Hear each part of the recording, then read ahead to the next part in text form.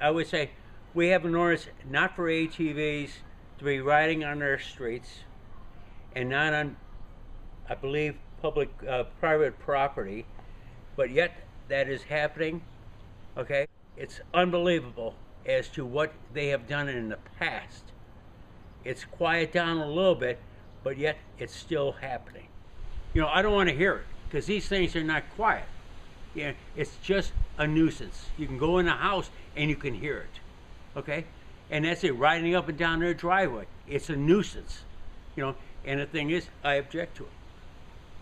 I totally object to it. You know, any vehicle that's motorized and is driving on a public street must have a license plate on it. The driver must be licensed to drive that vehicle. These guys are driving dirt bikes and everything else, God knows their age. They're running on private property, which is a company back here. They were, I don't know if they, I think they still do. And go around to Elm, and then before you get to Summit, is that there's an entrance there. I mean, there's an entrance that takes you on a road that goes, you know, past their maintenance place and takes you up the Ledge Road. And hell, I've drove that before, looking for trouble. You know what I'm saying? You know what I'm saying? Because there were problems back in here with kids. Normally these lots behind the village hall over here are 60 by 138, 160, you know what I'm saying? I mean, how much of an acreage is that?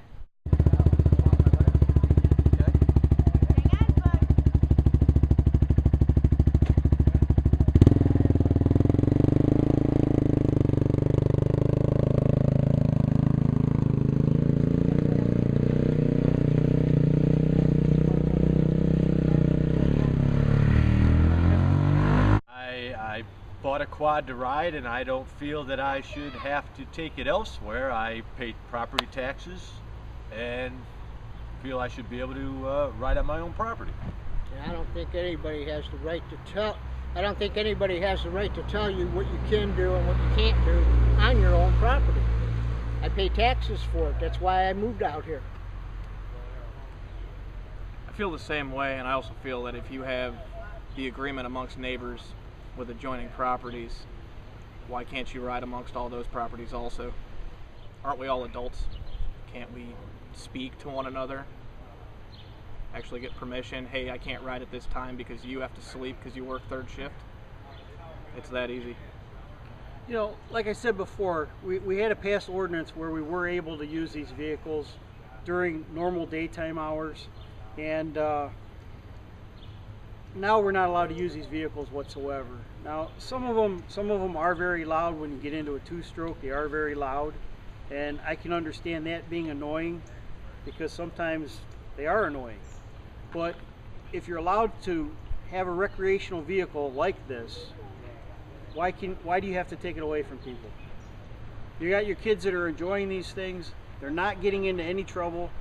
In the past 12 years that I was on the fire department, I don't believe we had a single ATV call here in Northfield Village, but these vehicles ran the entire time while I was fire chief. When I bought my house 16 years ago, we were allowed to ride ATVs here. And I have enough property over there where I live that I've been riding for 16 years. Now you're going to tell me all of a sudden I have to get rid of it? It's not right. Well, I'll tell you right now that I'm going to ride mine anyway. I rode as a child. I enjoyed it. I didn't get hurt. I'm not going to take that away from my little guy. He's going to enjoy it. He begs me every day to ride it. It's like his favorite thing to do, and I'm not going to take that away from him, and neither is the city. If I don't have any complaints from my neighbors, I'm going to do the same thing. I'm still going to ride mine just like I've always rode it, and that's it.